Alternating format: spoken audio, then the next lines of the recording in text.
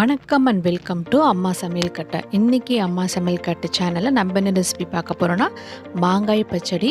இப்போ பார்த்திங்கன்னா தமிழ் புத்தாண்டு வரப்போகுது. நம்ம தமிழ் புத்தாண்டு அன்றைக்கி எல்லார் வீட்லேயுமே செய்யக்கூடிய ஒரு ரெசிபி மாங்காய் பச்சடி. அதுதான் இன்றைக்கி நம்ம பார்க்க போகிறோம். வாங்க எப்படி பண்ணுறதுன்னு இப்போ வீடியோக்குள்ளே போய் பார்க்கலாம்.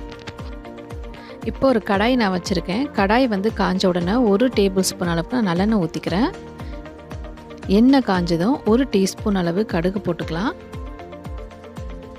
1 டீஸ்பூன் உளுந்து. இப்போ கடுகு நல்லா வெடிச்சிரட்டும். இப்போ இந்த கடுகு வெடித்த உடனே 2 காஞ்ச மிளகா போட்டுக்கலாம். இந்த மாதிரி 2 பிச்சு போட்டுக்கோங்க. இது லைட்டாக வதக்கி விட்டுடலாம். அப்புறம் 1 கொத்து கருவேப்பிலை, அதுவும் லைட்டாக வறுபட்டதும் 1 பச்சை மிளகா அந்த மாதிரி சின்ன சின்ன பீஸாக நான் கட் பண்ணி வச்சுருக்கேன். அதையும் போட்டுருங்க. போட்டு அதை பச்சை வாசனை போகட்டும். இப்போ 1 பெரிய வெங்காயம் இந்த மாதிரி நான் பொடிசாக கட் பண்ணி வச்சுருக்கேன். அது நல்லா வதங்கிடட்டும்.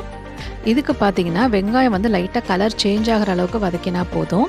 அப்புறம் இதுக்கு நான் 1 பெரிய சைஸ் அளவு மாங்காய் எடுத்திருக்கேன்.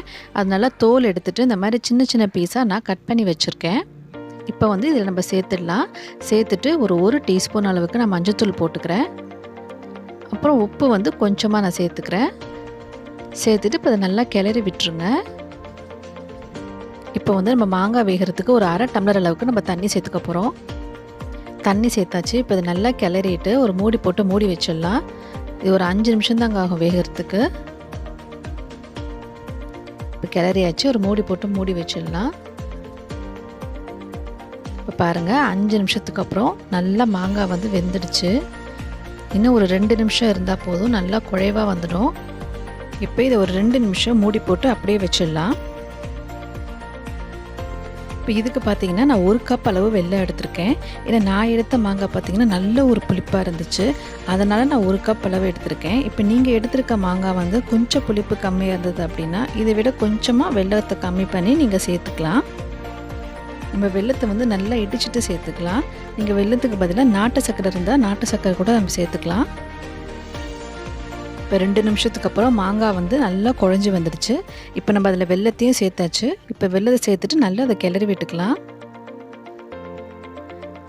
இப்போ வெல்லம் நல்லா கரைஞ்சி வரணும். இது நல்லா கிளறி விட்டுட்டு ஒரு மூடி போட்டு மூடி வச்சுக்கலாம். இப்போ வெல்லம் நல்லா கரைஞ்சி வந்துடும். இப்போ பார்த்தீங்கன்னா நம்ம தமிழ் புத்தாண்டு அன்றைக்கி இந்த பச்சடி செய்கிறோம் அப்படின்னா உங்கள்கிட்ட வேப்பம் பூ கிடச்சா வேப்பம் பூ ஒரு சுண்டு விரல் அளவு பூ இருந்தால் அதை பிச்சு போட்டுக்கோங்க.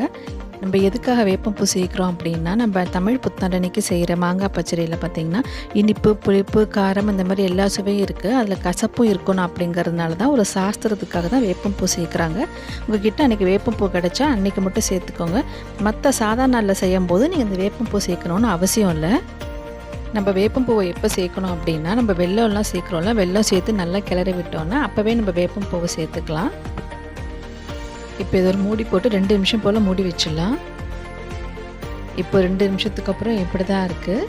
இதுலேயும் கொஞ்சம் சின்ன சின்ன பீஸாக வெல்லம் இருந்தால் ஒன்றும் பிரச்சனை கிடையாது. அது அந்த சூட்டுலேயே நல்லா கரைஞ்சி வந்துடும். அதனால் நம்ம ஸ்டவ்வை ஆஃப் பண்ணிக்கலாம். மாங்காய் பச்சடி ரெடி ஆகிடுச்சு.